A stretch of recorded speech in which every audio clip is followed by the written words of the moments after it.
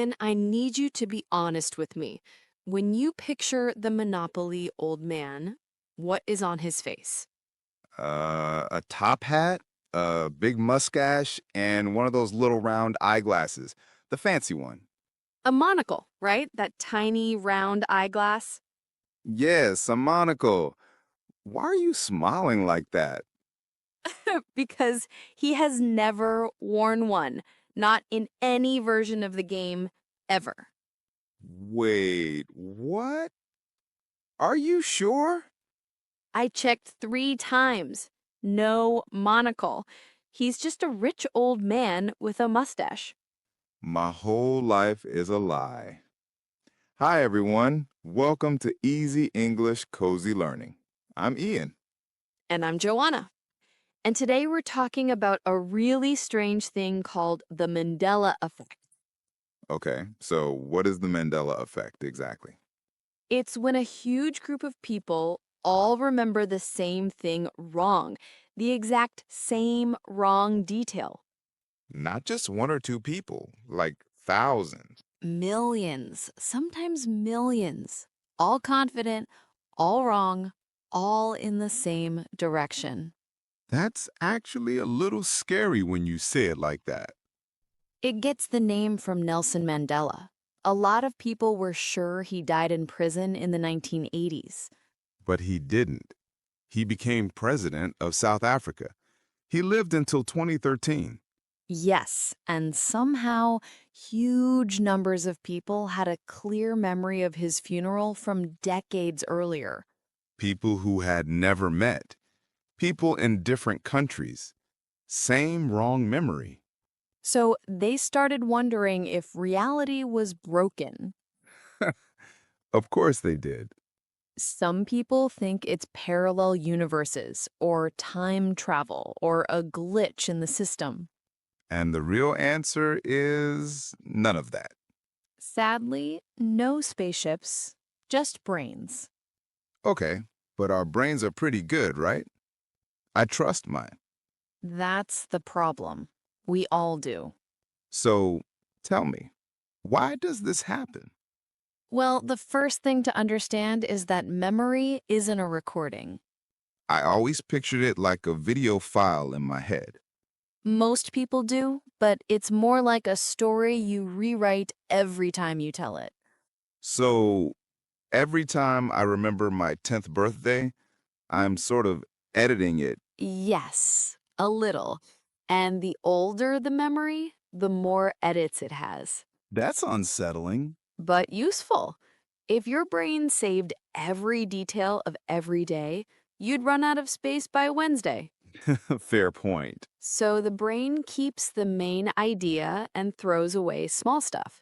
Then it fills in the rest later Fills him with what?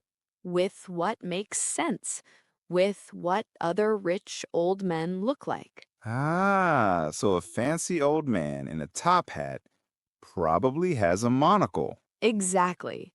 Your brain just adds it in quietly, helpfully, wrongly. Okay, give me another one. I want to test myself. Star Wars, the famous line. Darth Vader says, Luke, I am your father. Right, everyone knows that one. He never says it. The real line is, no, I am your father. No, come on. Go watch it tonight. No, Luke. But I can hear it. I can hear him saying Luke. I know, so can I. So can everyone. Why would we all add the same word? Because without Luke, the line doesn't really work outside the movie. Hmm. If I say, no, I am your father to you right now, you'd just be confused. Right, but Luke, I am your father, tells the listener everything. It's Star Wars. There's a son named Luke. You know the scene. So the brain made the line more useful. For sharing, for jokes, for talking about it with friends. So that version spread. And after enough years, the fake one feels more real than the real one. That's the heart of it, really. Okay, this is making me nervous. Hit me with another. The mirror in Snow White. The evil queen says, Mirror, mirror on the wall. nope. In the Disney movie, she says, magic mirror on the wall. Ugh, you are ruining my childhood. I know, I'm sorry. But why this one? Because the old fairy tale book uses mirror, mirror. So do most jokes and cartoons after it. So we heard mirror, mirror 1,000 times from other places. And then our brain mixed up where each memory came from. That has a name, doesn't it? It does. Scientists call it a source monitoring error. That sounds complicated. What does it mean in normal words? It means your brain remembers the thing, but forgets where it came from.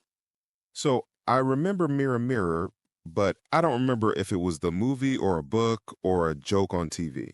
Right, and the brain just picks one, usually the wrong one. Honestly, that explains so much of my life. Same.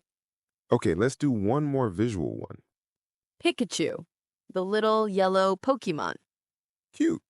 Round cheeks, big eyes, tail shaped like a lightning bolt. And the tip of his tail? Black. Definitely black. The end of his tail is black. It's not. It's yellow. All yellow, no black. But I can see it in my head right now. So can almost everyone. There was a study about this. Tell me. Researchers at the University of Chicago tested famous images, Pikachu, the Monopoly Man, things like that. And people picked the wrong version. A surprising number did, even people who were very familiar with the character. That's wild. They also did a drawing test. They asked people to draw Pikachu from memory. Let me guess. A lot of them drew a black tip on the tail. Without thinking, just naturally. So it's not about being tricked by a question, it's coming from inside. From inside the brain itself. That's what makes it so strange. They even checked where people were looking, right? Yes, they had actually looked at the tail, so it's not that they missed it. Their memory changed it later. So we can't even blame our eyes. Nope, our eyes are fine. Our memory is the editor. A very creative editor. A little too creative. Okay, but here's what I keep thinking. Maybe the brain just adds whatever feels normal. Like the monocle on the rich old man. Right. Old, rich man, fancy hat, fancy little eyeglass. The brain says, sure, that fits. That's a real theory, actually. It has a name. Scientists call it filling in with a schema. Schema?